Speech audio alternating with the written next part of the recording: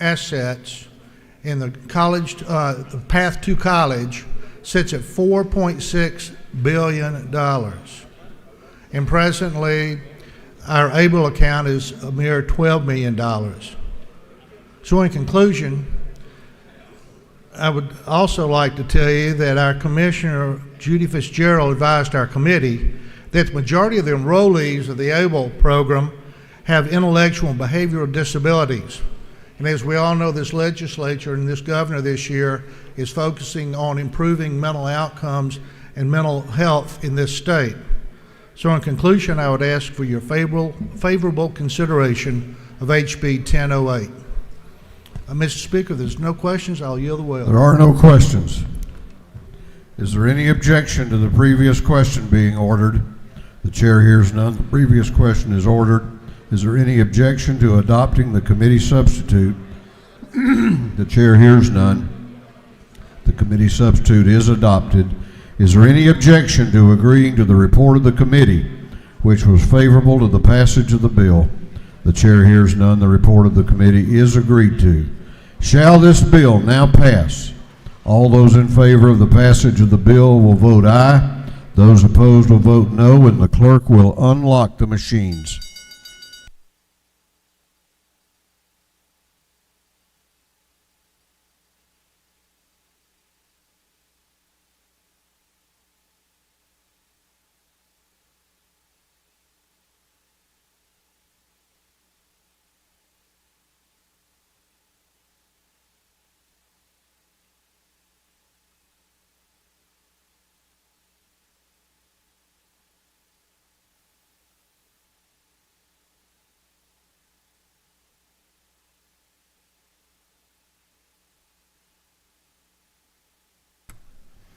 Have all members voted?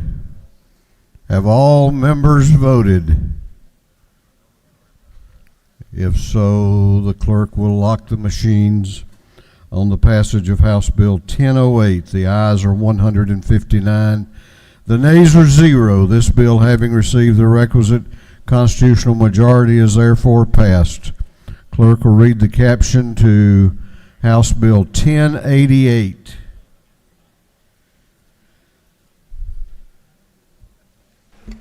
House Bill 1088 by Representative Gunner of the 8th to be entitled an act to amend Part 7 of Article 5 of Chapter 3 of Title 44 of the Official Code of Georgia Annotated relating to miscellaneous provisions regarding timeshare projects and programs so as to authorize non-judicial foreclosure of timeshare estates. This bill having referred to the Committee on Judiciary, that committee recommends that this bill do pass. Chair recognizes Chairman Gunter to present the bill.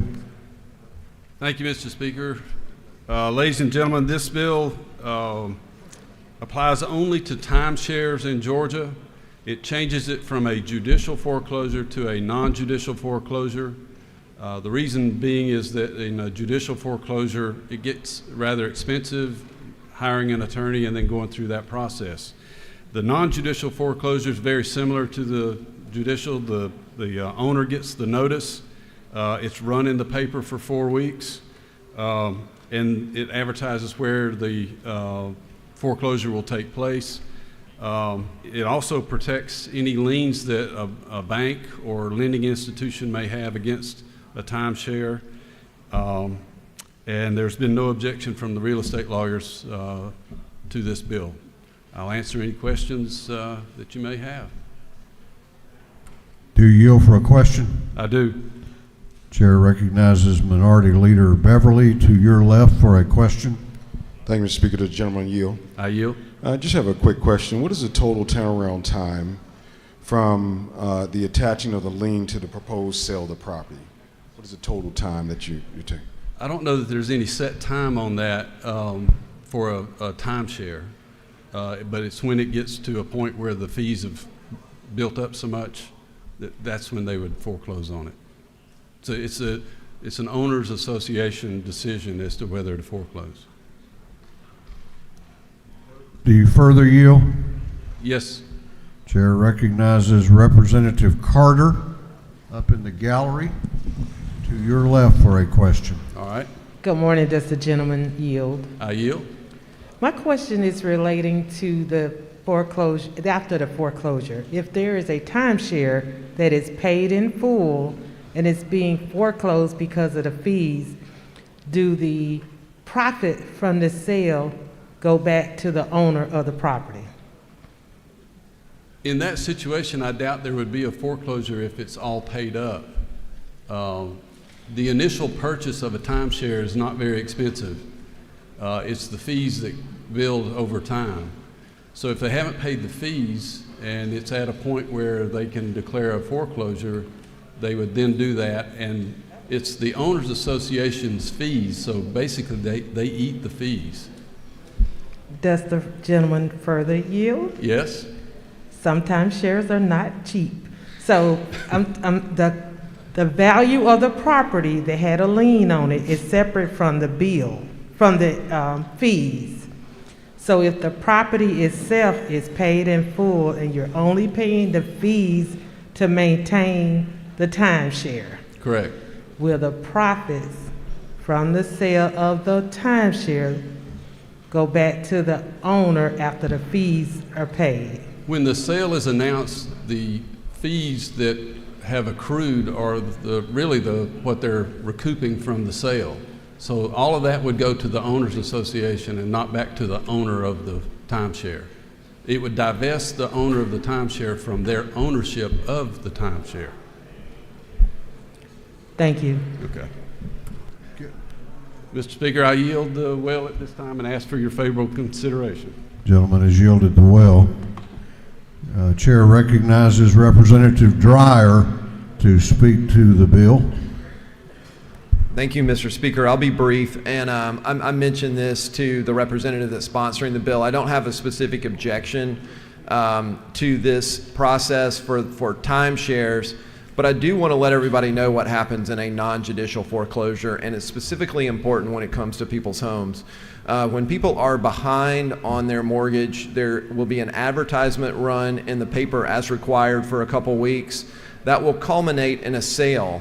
If you are down at the Fulton Courthouse on the first Tuesday of a month at 10 a.m., you will see a pack of people with cash or cash equivalents, literally cashier's checks or lines of credit, bidding on people's properties. A few years ago, there was a federal indictment of collusion of those individuals standing around, and the individual went to jail, said, I had no idea it was wrong that we were picking and choosing properties that we would bid on, because everyone does it and everyone's always done it. In other states, Florida, where they have a judicial foreclosure process for people's homes, you can look online and you can bid over a 30-day period or longer. So you actually get a true market value sale. You don't get fair market value on the courthouse steps. It is absolutely impossible. And when that is someone's home, if that was a family member's home who are losing their generational wealth, I think we would all treat it a little differently. And that's not pertaining to this bill today. Timeshares are a different process. There's a good argument for it to be streamlined, but when it comes to people's homes, I think we should be better as a state. Thank you, Mr. Speaker. I yield the well. Gentleman has yielded the well. Is there any objection to the previous question being ordered? The chair hears none. The previous question is ordered. Is there any objection to adopting the committee substitute? The chair hears none. The committee substitute is adopted. Is there any objection to agreeing to the report of the committee, which was favorable to the passage of the bill? The chair hears none. The report of the committee is agreed to. Shall this bill now pass? All those in favor of the passage of the bill will vote aye. Those opposed will vote no, and the clerk will unlock the machines.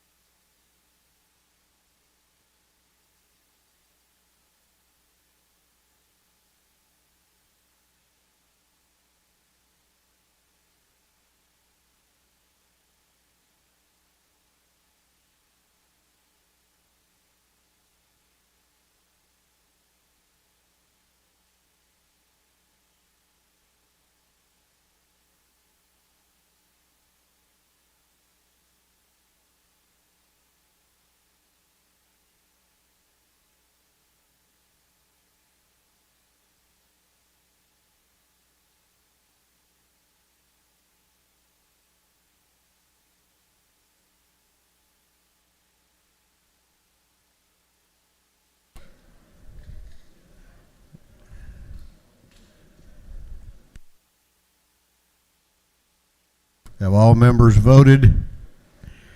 Have all members voted? If so, the clerk will lock the machine on the passage of House Bill 1088. The ayes are 141, the nays are 18. This bill, having received the requisite constitutional majority, is therefore passed. Clerk will read the caption to House Bill 896.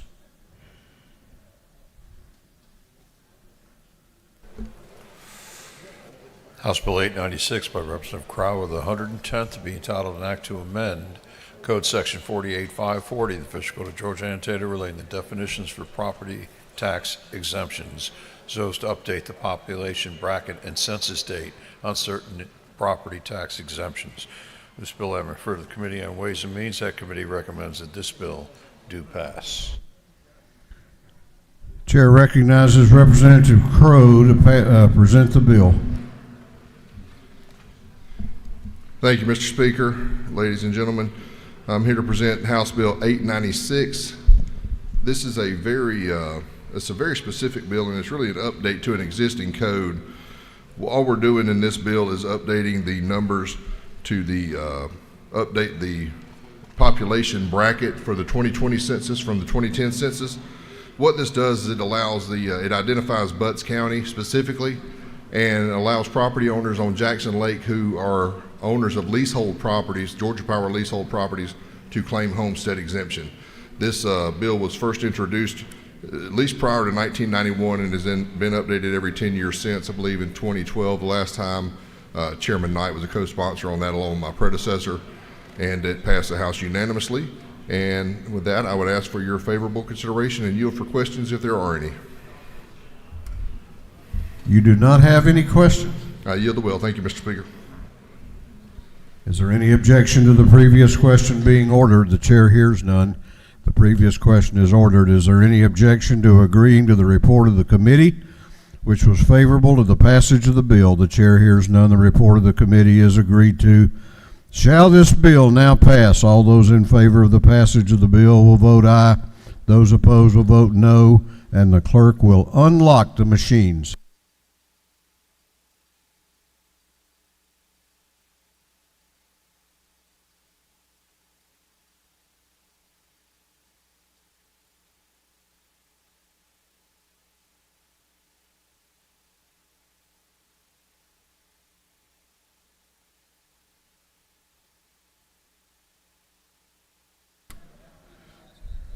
Have all members voted? Have all members voted? If so, the clerk will lock the machine on the passage of House Bill 896. The ayes are 157. The nays are 0. This bill, having received the requisite constitutional majority, is therefore passed. Clerk will read the caption to House Bill 1215.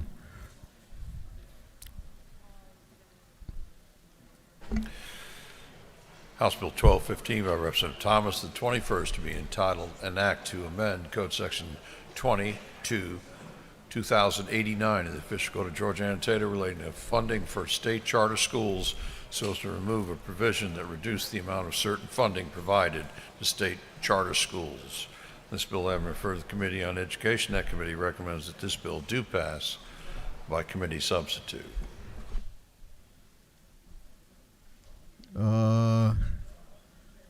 Excuse me. I know you're anxious to get up there. I guess I would be too if I had that many pages to go over from the well. Representative, is all of that about this bill? All right. Chair recognizes Representative Brad Thomas to present the bill. Thank you, Mr. Speaker. I tried not to tip off everybody that this is my first bill, but we'll go ahead and get that out of the way. So, I'm very proud. It's funny, I got butterflies in my stomach. I think the last time that happened to me was when I met my wife. So, whew, all right. So, I'm here to present LC HB 1215, LC number LC 490864S. It's a charter school bill. It refines the state charter school definition to the Department of Education, the way the Department of Education already utilizes, and it basically puts it in alignment with the federal charter school program to be eligible for grants. The second section of this bill prevents local school districts from prohibiting students from transferring to charter schools during the school year. This creates parity between the public school system and the public charter school system. The third section of this bill, it honors the spirit of the funding for locally approved charter schools, and it does this by creating the true-up provision that's done semi-annually, which is something that's already done in the public school system, so it will create the same way in the public charter school system.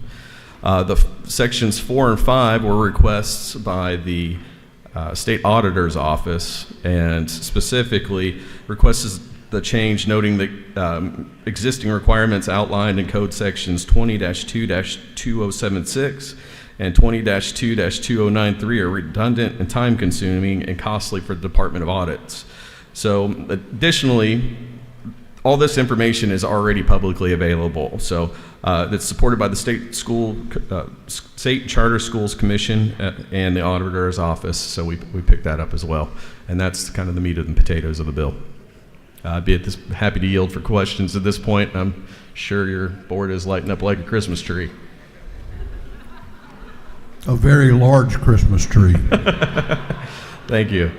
Chair recognizes Chairman Estration to your left for a question. Does the gentleman yield? I do. Sir, did I hear you correct that you just equated a change to Title 20 with the same feeling you had when you met your wife? I have to tell you, charter schools are very important to me, but not as important as my wife.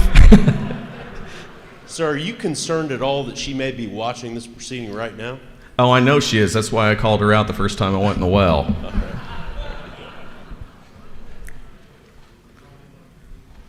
Did you Okay, you get well, to go home tonight and tell her you violated the rules of the House by not being recognized where you got in the well? Well, Mr. Speaker, I will make sure I'll let her know that she was on my mind as I approach the well You have some more appropriately. questions if you yield. I do. Chair recognizes Representative Walensky to your left for a question. Thank you. Do the gentleman yield? I do. On line 49, it refers to section 20-2-2072. Do you think it should be specific and refer to section 20-2-2072A or B? I like both. Do you yield for another question? No. At that, Mr. Speaker, I'm going to go ahead and yield the well. You know, Representative, you just left the majority leader dangling in the breeze. No, you've yielded the well. In that case, I'll come back to the well and unyield. You need to go talk to him, though.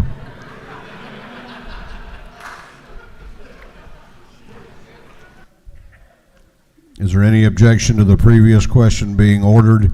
The chair hears none. The previous question is ordered. Is there any objection to adopting the committee substitute? The chair hears none. The committee substitute is adopted.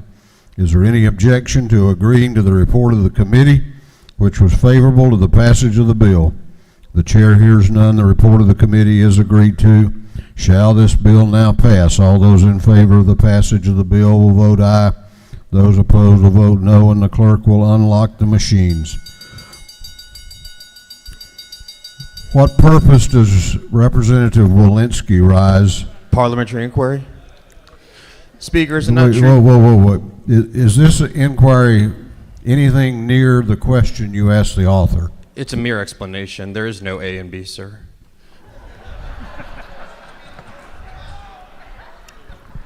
What purpose does Representative Cannon rise? Parliamentary. State your inquiry. Is it not true that as an educator in this body, I think that we've taken a tone to this legislation that it's been a joke whether or not funding for our public schools stays with those students and actually helps them? And I wish and I'm very concerned at the way that we debated this today. I'm sure the lady believes that to be true. What purpose does Representative Singleton rise? Parliamentary inquiry. State your inquiry. Mr. Speaker, is it not true that in honor of his first bill, I just wanted to let him know that I really do support this legislation. I'm really glad that Brad's bringing it, so I just want to make that part of the record. Okay. Have all members voted? Have all members voted? If so, the clerk will lock the machines on the passage of House Bill 1215. The ayes are 113. The nays are 45. This bill, having received the requisite constitutional majority, is therefore passed.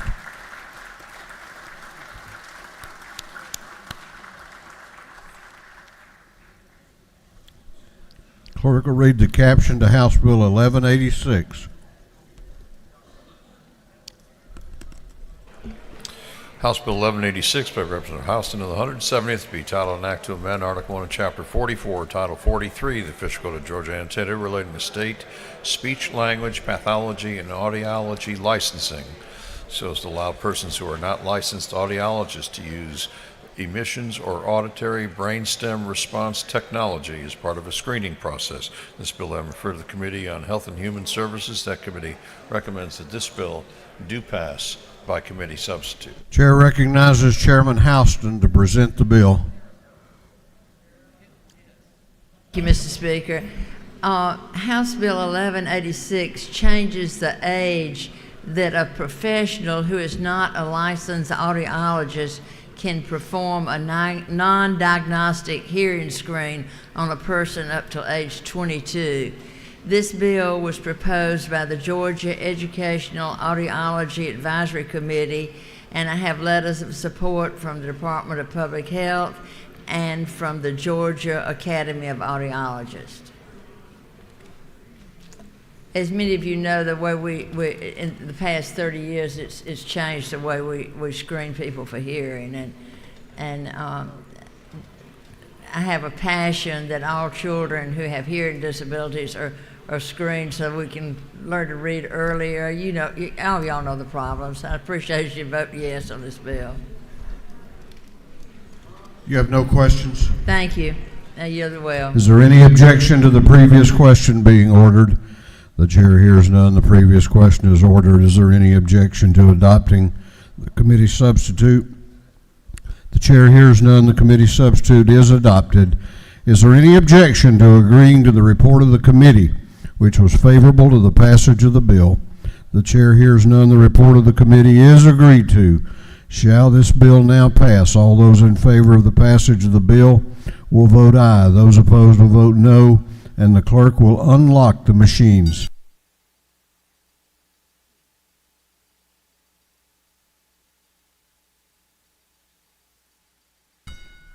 Have all members voted? Have all members voted? If so, the clerk will lock the machine on the passage of House Bill 1186. The ayes are 156, the nays are 0. This bill, having received the requisite constitutional majority, is therefore passed. Clerk will read the caption to House Bill 1059. House Bill 1059 by Representative Gamble, the 15th, to be entitled an act to amend Chapter 24, Title 33 of the Official Code of Georgia Annotated relating to insurance generally so as to provide for exclusions to unfair trade practices and unlawful inducements. This bill, having referred to the Committee on Insurance, that committee recommends that this bill do pass by committee substitute. Chair recognizes Representative Gamble to present the bill. Thank you, Mr. Speaker. Members of the House, House Bill 1059 will allow insurers and agents to offer loss mitigation products in the sale of insurance. Currently, if an insurer or agent provides products, it's considered to be an illegal rebate or inducement, which is prohibited under the law. This would allow those items to be sold or used with the sale of insurance.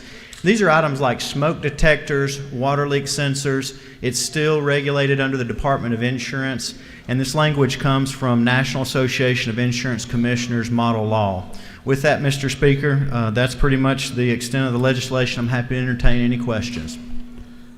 Do you yield for a question? I will yield. Chair recognizes Representative Cannon to your left for a question. Thank you, Mr. Speaker. Do you yield? I yield. Can you speak a little bit more to the conversation about what these actual inducements are, what kind of items these are that we're talking about? Yes. So the whole idea here is that if we're able to offer these types of loss mitigation technologies to potential customers and clients, that it will deploy these technologies in their homes, which of course would lower the loss potential, whether it be a fire or a water leak or those types of things. So think water leak detectors and smoke detectors, things like that. That's what these technologies are, and it really benefits all of us because it helps us to minimize, the loss that we might incur otherwise. So I appreciate the question. With that, Mr. Speaker, if there's no other questions. You do have one other if you care to yield. I will yield. Chair recognizes Representative Rick Williams, to your left for a question. Does the gentleman yield? I yield.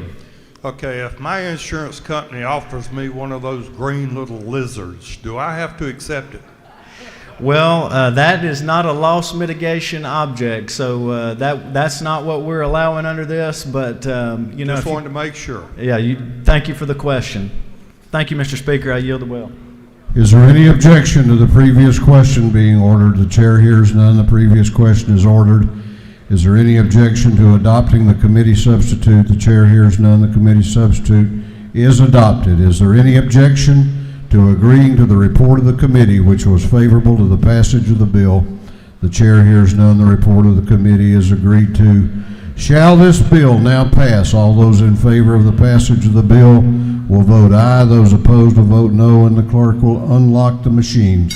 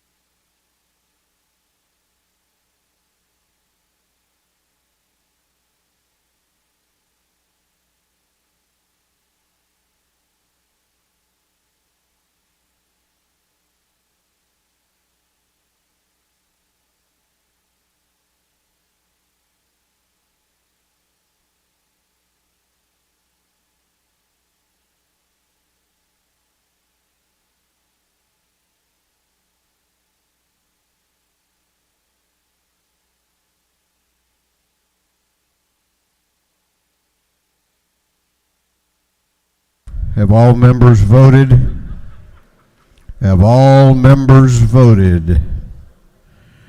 If so, the clerk will lock the machines on the passage of House Bill 1059. The ayes are 157.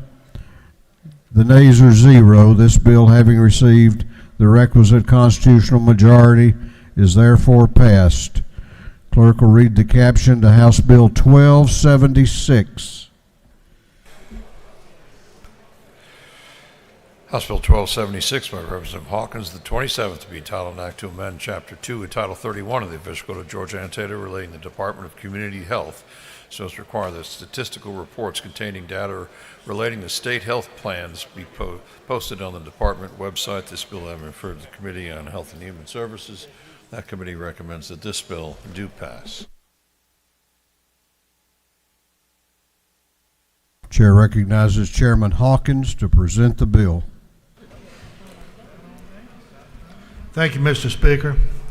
You know, for years we've been asking the wrong question, that is, can we see the contracts? The right question would have been, can we see the data?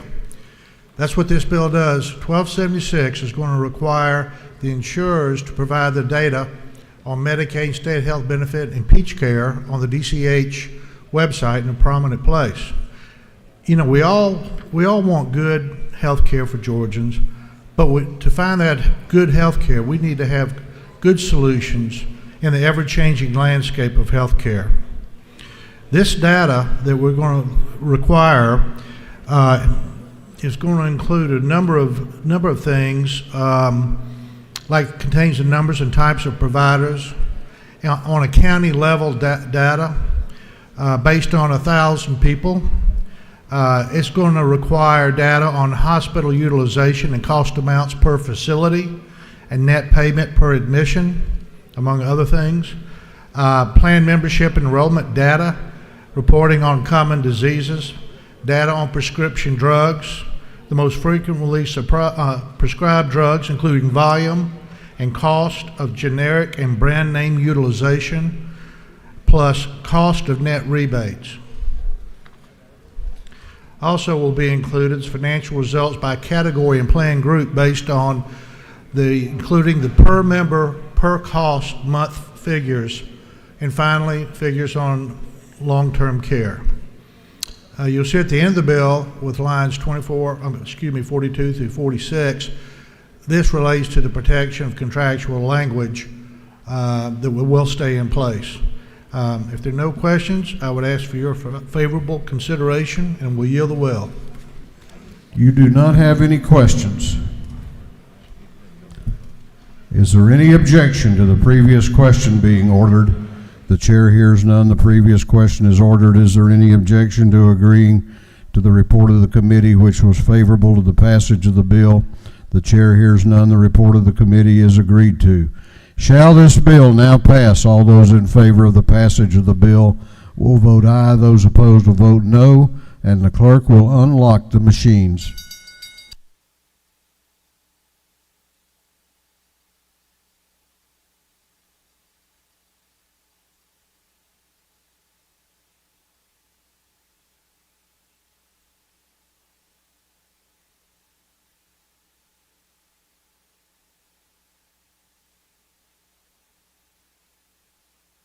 Have all members voted?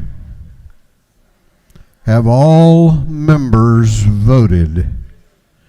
If so, the clerk will lock the machine on the passage of House Bill 1276.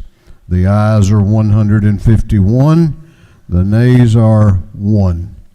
This bill, having received the requisite constitutional majority, is therefore passed. Clerk will read the caption to House Bill 1320.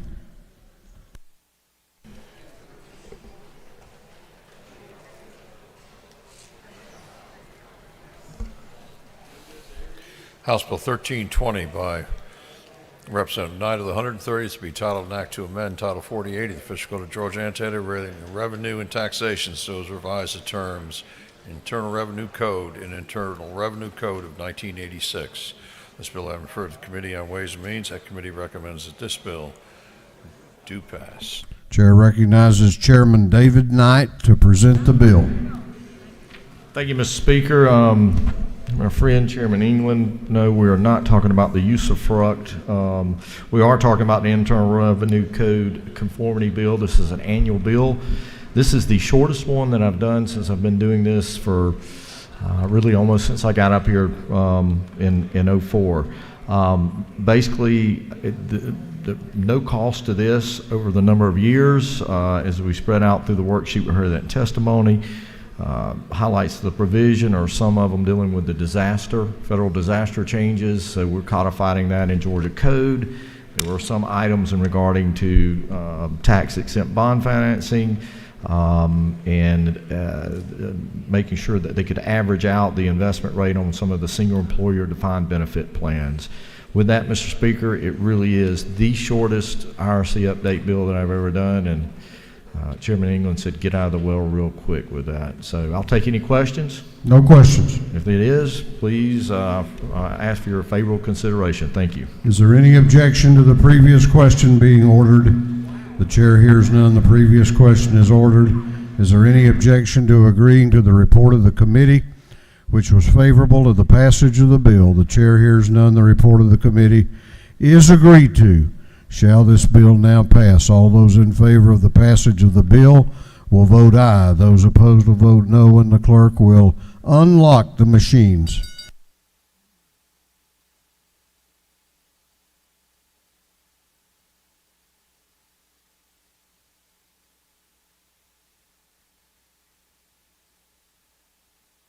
Have all members voted? Have all members voted? If so, the clerk will lock the machine on the passage of House Bill 1320. The ayes are 157, the nays are 0. This bill, having received the requisite constitutional majority, is therefore passed.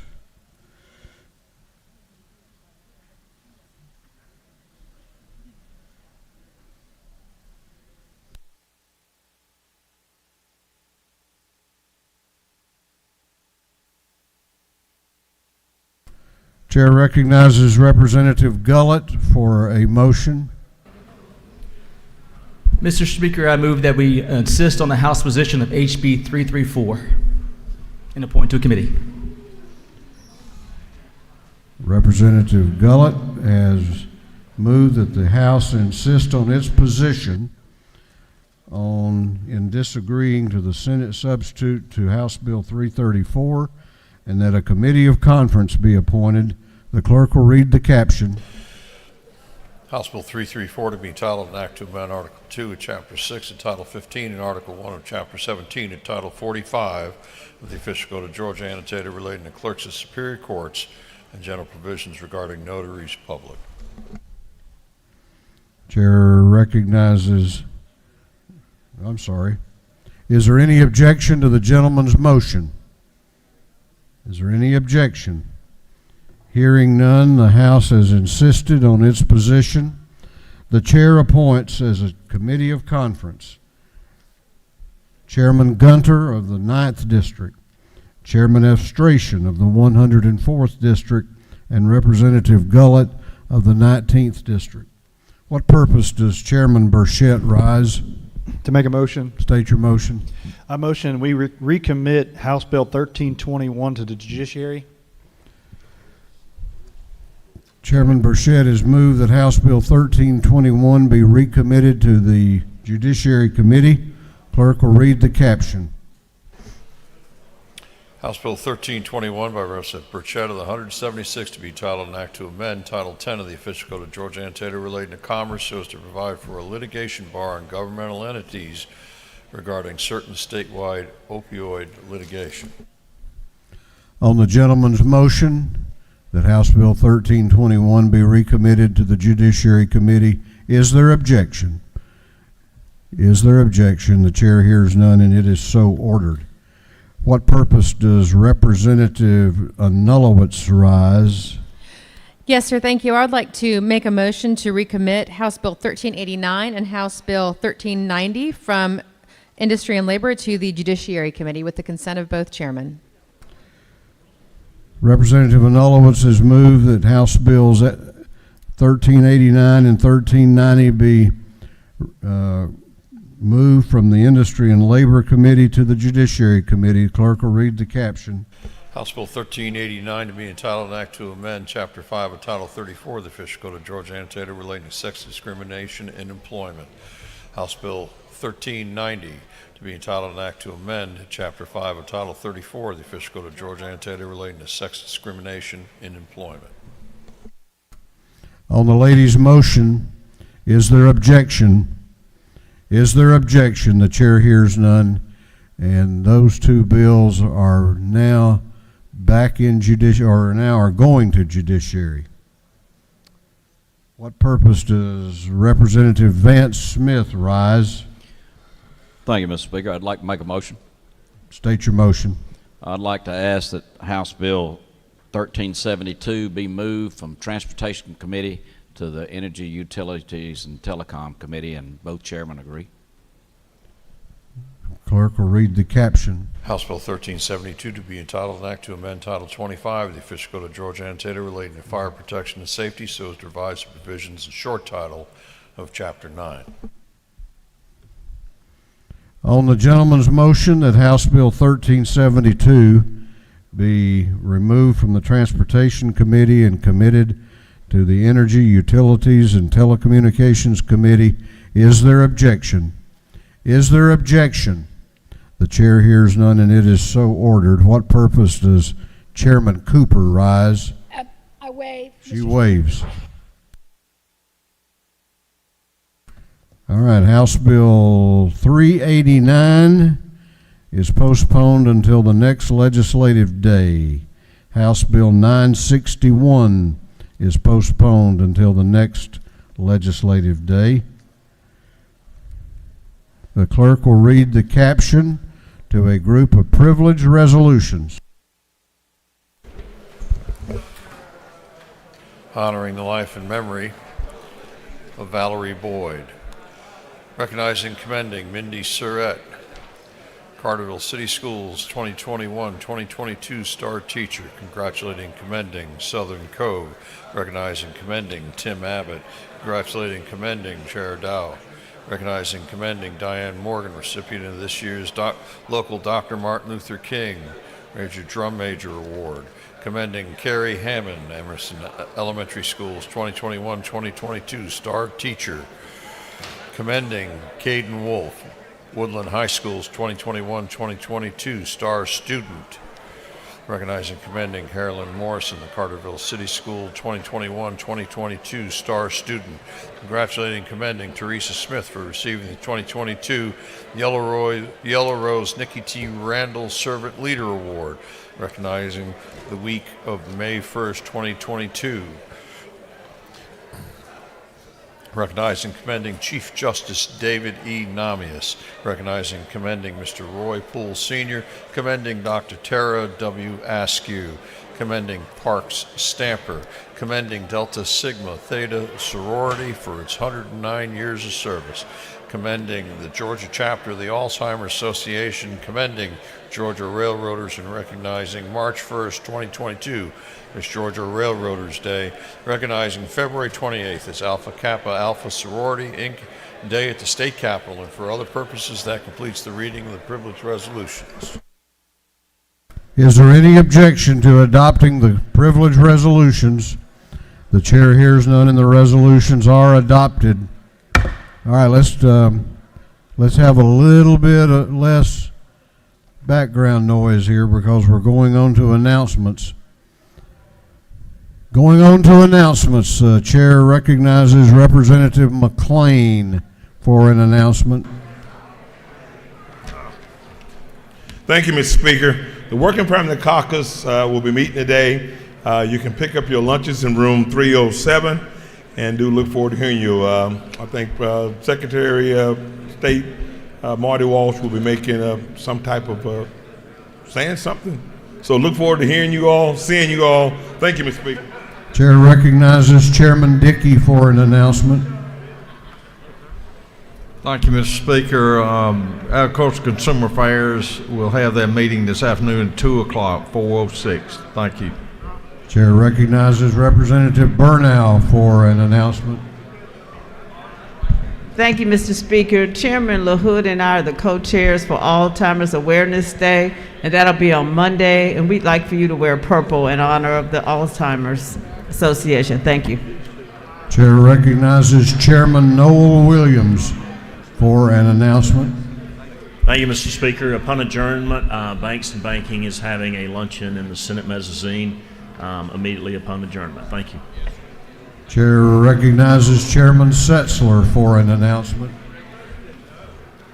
The Setzler Subcommittee of Judiciary Non-Civil will be meeting today at 1 o'clock in room 132. 1 o'clock in room 132. We have one bill on the calendar. 1 o'clock, room 132. All right, we have some more local bills. We have another stack of local bills today. The chair is going to ask for unanimous consent that the rules of the House be temporarily suspended to allow these bills to be read for the first time and assigned to committee. They will all be assigned to the Intergovernmental Coordination Committee.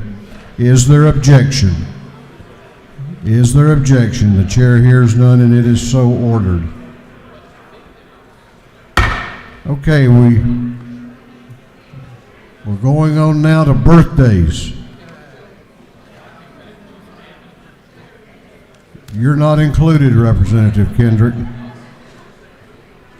All right, we've got several members having birthdays on Sunday, February 27. Beginning with Representative Buddy DeLoach is celebrating a birthday.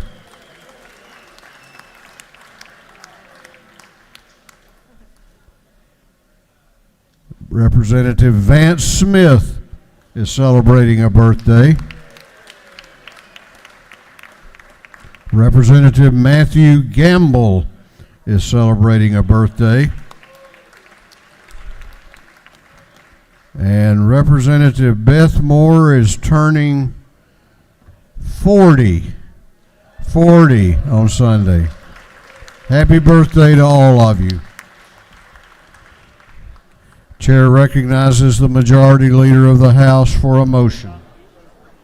Mr. Speaker, I barely remember when I was 40. Barely. I think I was there at one time. But Mr. Speaker, I move to this House stand adjourned until 10 a.m. Monday, February the 28th, 2022. Majority Leader has moved that this House be adjourned until Monday, February 28th at 10 o'clock a.m. All those in favor of the motion will say aye. Those opposed will say no. The ayes clearly have it. This House will be adjourned until Monday, February 28th at 10